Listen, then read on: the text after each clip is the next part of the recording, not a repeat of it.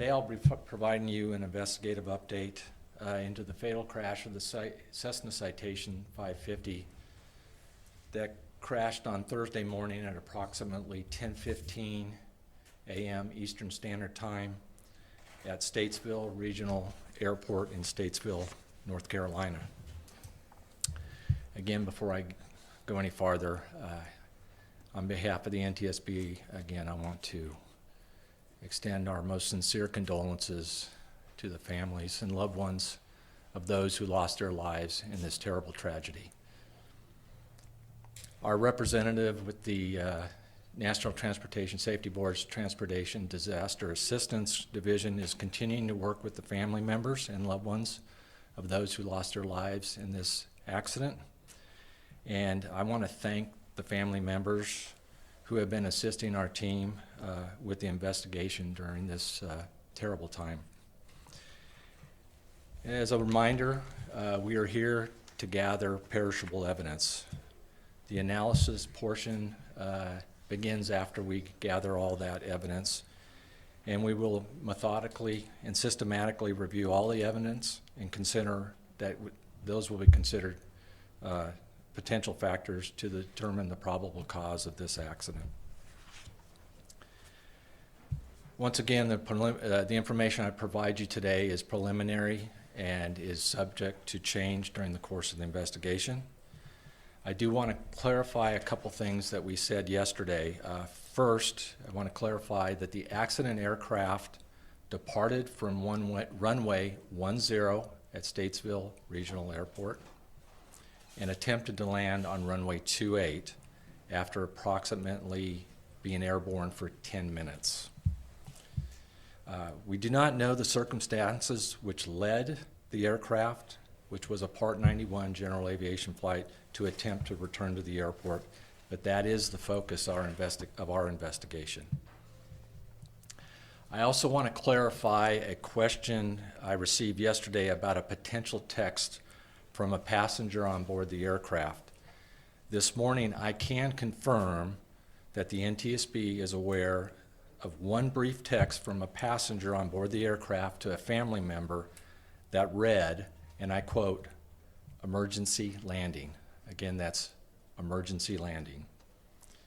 We are not aware of any other communications from passengers on board the aircraft to those on the ground. We are still gathering information related to the pilots on board the aircraft, and I do not have any additional information to relay on who was in the left seat at this time. We do anticipate that more information on all the pilot-rated occupants will be included in our preliminary report. I can also confirm this morning that we have taken down several witness statements. We are still analyzing and validating much of the information contained in these statements. Early indications from multiple sources indicate that the airplane was stable on approach, configured for landing with the landing lights on, but the aircraft was coming in low. That information is consistent with the debris field our team continues to survey and consistent with with the first points of impact on the airport runway lighting stanchion located approximately 1,800 feet from the runway threshold. I want to provide some information on our team's activities from yesterday and what they are doing on scene today as I speak. Yesterday, our systems group documented the accident debris field, aircraft wreckage positioning, component locations, and the flight controls. Additionally, I mentioned yesterday the team recovered the cockpit voice recorder, which is now at our headquarters in Washington, D.C. Our team today is attempting to extract that information. And I will note again that this aircraft was not required to have a CVR because it was under a Part 91 flight, but it did. The team also recovered additional avionics equipment One being the ground proximity warning system, a Garmin G750 display, which is also known as a multifunction display, and various cockpit instruments. We also have retained for examination the caution and warning panel from the instrument panel. All of these are being sent to NTSB Recorder's Lab in Washington, D.C., and we will determine whether data and relevant information can be recovered from these units. Again, our recorder labs have specialists that can download data from this equipment even when it's been damaged, and we specialize in this. And much of this data is very helpful to the investigators for determining the probable cause. Our operations group conducted witness and maintenance personnel interviews yesterday and viewed additional accident and security videos yesterday. I can say, as of just a few minutes ago, we do have the maintenance logs for the aircraft in our possession now. They will also try to determine the weight and balance of the aircraft and verify the aircraft loading. Our power plants group was able to examine both engines yesterday, and today the group will relocate the engines for further examination. Our drone team did get airborne yesterday, but the wind was a little too strong to do what we needed to. We did get some video footage, but we have been able to document the accident scene now as of just a few minutes ago.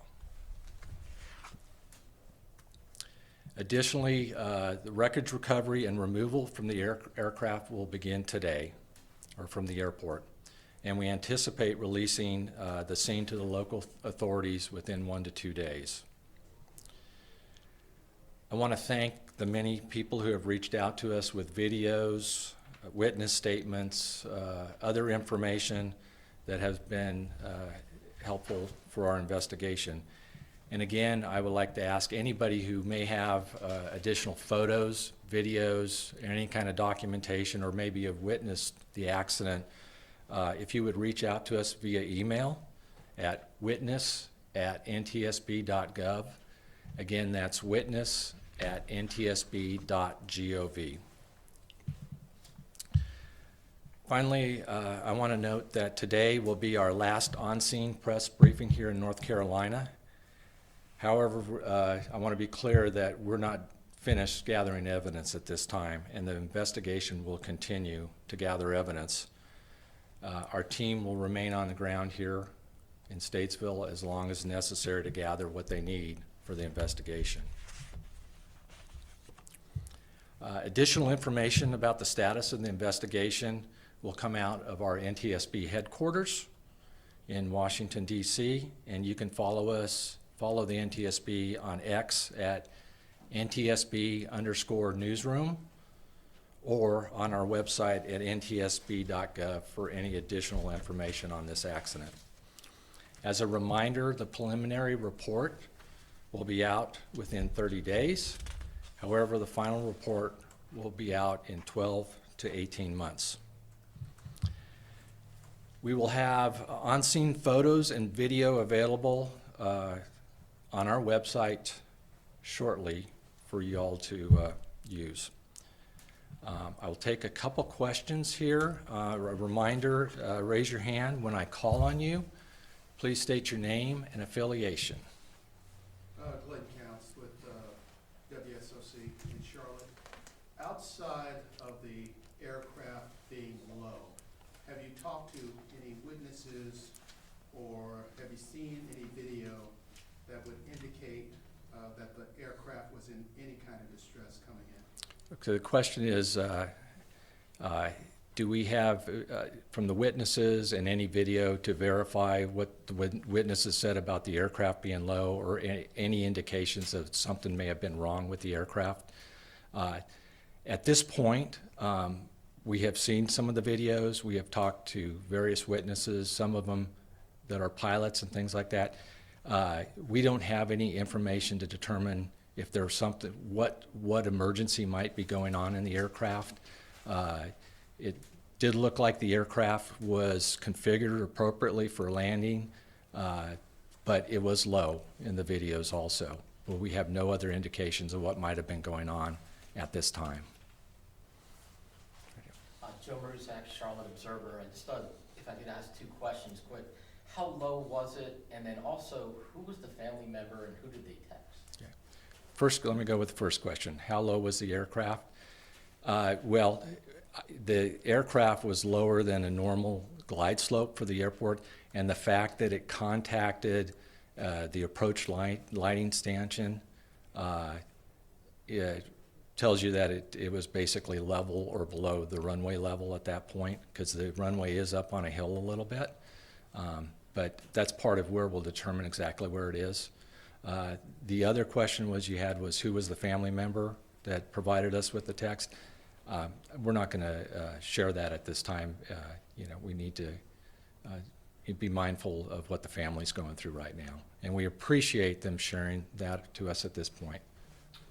Going back to the athletic, is it unusual, what is the challenge of trying to figure out who the pilot was in this case and who was sitting in that left seat? The question is, what is the challenge of determining who the pilot was and who was sitting in that left seat? At this point, we have a lot of really good information, and we're fairly confident with at least the left seat occupant, but we need to verify that, right? We need to be accurate in what we do. And we also, from a survival factors point of view, which is part of what we investigate, we want to know where everybody was sitting. And that's a little more difficult in a crash like this. Thank you. You had a question here. Yeah, it's Peter Strada, TSA Sports. Is it abnormal for there to be a tree line that close to the runway's start? Okay. The question is it abnormal to have a tree line that close to the runway? I did briefly talk about this yesterday.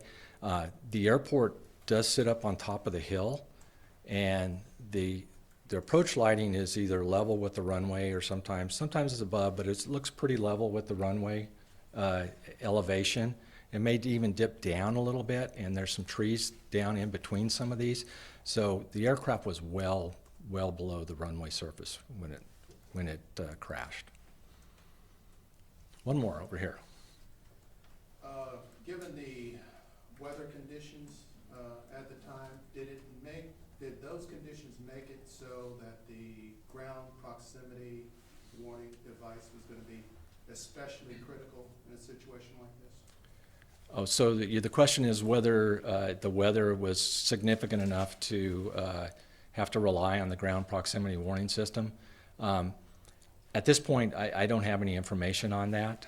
We have looked at some of the weathers, the video, and the reported weather out of the weather reporting station was 1,200 broken, 5 statute mile visibility, which is visual flight rules. So yeah, it did have some heavy drizzle out there. So that's part of what we'll investigate at this point. But I have no further comment on that as far as how it relates to the accident. Okay, thank you very much.